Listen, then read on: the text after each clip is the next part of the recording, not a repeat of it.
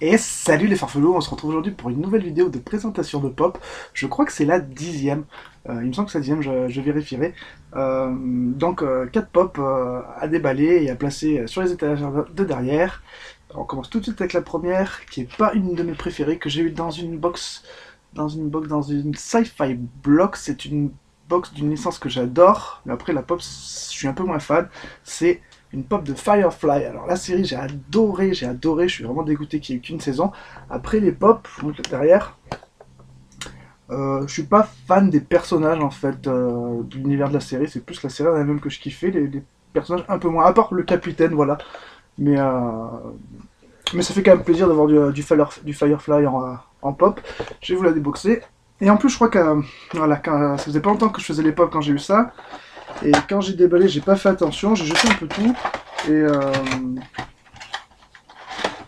et je crois que j'ai jeté. Ah bah non, j'ai dit une connerie. Je pensais que j'avais jeté le petit sac parce que pour les personnages féminins, vous allez voir,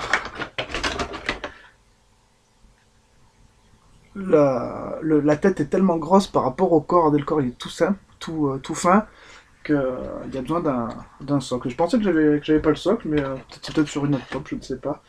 Donc le personnage c'est Kylie Fry, c'est la mécano du vaisseau. Euh, j'ai oublié le nom. Tant pis. Donc dans Firefly, le vaisseau, ça me reviendra peut-être plus tard. Donc voilà, le personnage est plutôt sympa, donc c'est la mécano du groupe. La pop est assez simple, on voit une petite tache d'huile de cambouis, une clé à molette, donc voilà, par référence au Pascala. Voilà, le vaisseau c'est le Serenity, voilà. Ça fait plaisir quand on cherche un mot et quand on revient. Donc une pop assez simple, c'est vraiment pas ma préférée de ma collection, mais je suis content d'avoir une pop de Firefly. C'est vraiment... je vous conseille de regarder la série. Après, ben voilà, il n'y a qu'une saison, ça n'a pas marché aux États-Unis. Va comprendre pourquoi. Ça fait partie des gros mystères de ma vie. Bon, je le mettrai sur le. Il y a pas mal de séries que j'ai adoré, genre John Doe, tout ça, et qui ont eu qu'une saison, que ça n'a pas été renouvelé. Un peu fané, alors qu'en vrai, qu'il y a des séries que je regarde pas et qu'ils en sont à 12 saisons, c'est dingue. Deuxième pop, donc voilà pour la petite Califry de Firefly. Deuxième pop, c'est une pop qui vient compléter et finir ma collection de American Horror Story saison 4, le cirque des horreurs. C'est les sœurs Tetler, les Tetler Twins. C'est la dernière qui me manquait. Donc voilà, je vous ferai peut-être une vidéo spéciale où je vous montrerai vite fait les 4 pop réunis. Donc voilà, je les ai toutes, avec un gros coup de cœur pour celle-là, mais elles sont vraiment, les 4 ont vraiment, elles ont vraiment un petit truc spécial que j'adore. Je vais la déballer. Ça fait partie des scènes un peu géniales de la première saison quand on voit le personnage et qu'on se rend compte que ce sont des sœurs siamoises. Donc voilà. Donc l'ambiance de American Story, alors je sais pas si vous regardez American Horror Story, mais sur la saison 4, c'est vraiment super. C'est style dans les années 30, je dirais, entre 30 et 40. Et ça se passe aux États-Unis, dans un cercle des horreurs, voilà, avec des créatures un peu monstrueuses. Et j'adore l'ambiance de la saison. J'ai terminé aussi donc la saison 5 qui se passe dans un hôtel. C'est ça qui est bien aussi avec cette série, c'est que toutes les saisons, c'est vraiment. Il y a quelques petits fils conducteurs, mais on peut regarder n'importe quelle saison. C'est pas, ça n'a rien à voir. C'est pas la même époque, c'est pas les mêmes personnages. Par contre, il y a beaucoup d'acteurs récurrents et ça fait plaisir aussi dans les voir dans notre. Celle-là, par exemple, elle est dans la saison 2, elle est dans la saison 3, elle est dans la saison 4. Il y a que dans la saison. Je crois qu'il y a que dans la saison. La première saison qu'elle n'y est pas en fait. Et la pop est vraiment toute mignonne. J'adore. J'adore. Donc je vous ferai une petite vidéo pour présenter la série complète. C'est ça, c'est la première série avec plus de deux trois pop que j'arrive à compléter. On va passer à la troisième pop. Et là, cette pop, c'est une pop que j'ai eue aussi d'ailleurs dans une sci-fi block. C'est une pop des Gardiens de la Galaxie. Et c'est le collectionneur.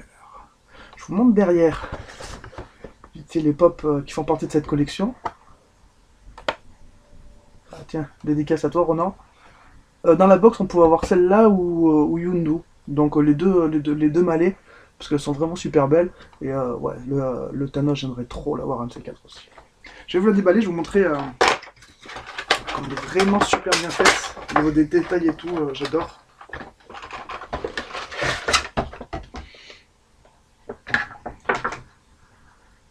Donc le voilà.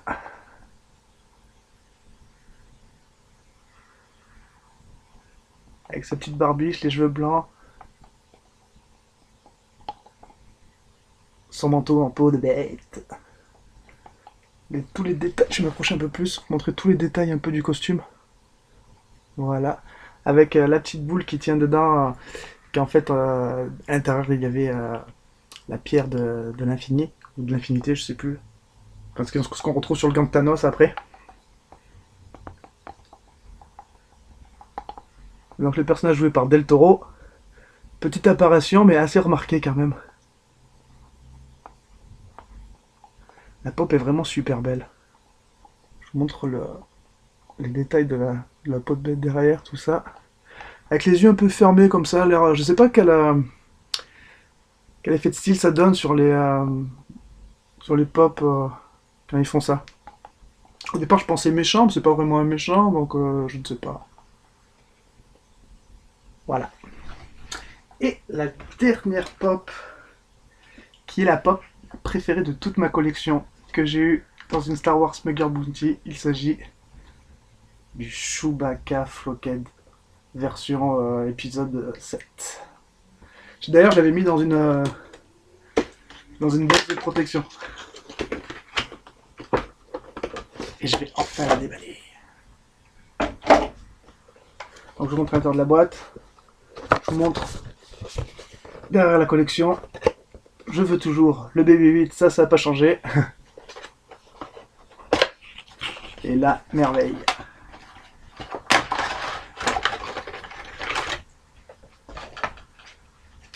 Il a vraiment de la gueule cette pop. Je pense que je vais le mettre un peu à l'écart des autres et je vais peut-être la laisser sur son socle celle-là, je ne sais pas. Je sais pas ce que je vais faire. Ou la nuer dans la masse, mais avec son effet pelage et tout, c'est une tuerie cette pop. C'est vraiment ma pop préférée de tout ce que j'ai et d'assez loin, même si j'ai des belles pièces, mais celle-là, elle défonce tout quoi. Pourtant, c'est pas la plus chère que j'ai, mais comme quoi, voilà, c'est vraiment le coup de cœur, moi, et la beauté de la pop. Donc son petit arbalète laser, le poids, la sensation que ça fait quand on touche, c'est vraiment génial. C'est son collier de munitions. Bon, toujours sur socle et le belette comme toutes les Star Wars. Je vais l'enlever de son socle et je la placerai derrière sur l'étagère. Je vous la montre encore un petit peu pour le plaisir. Parce que c'est vraiment une pop magnifique. Donc on va se quitter sur cette dernière pop. Et je vous dis à bientôt pour une nouvelle vidéo, soit de déballage, soit de présentation de figurines pop. Je ne sais pas encore, ça va dépendre un peu. Les gens, les entreprises des box sont un peu en retard. Là, j'ai l'impression, je suis en manque là. Il me faut des box à déballer. J'attends la Sci-Fi, j'attends la VI box aussi. Et l'autre, je sais plus. Bon, j'attends des box.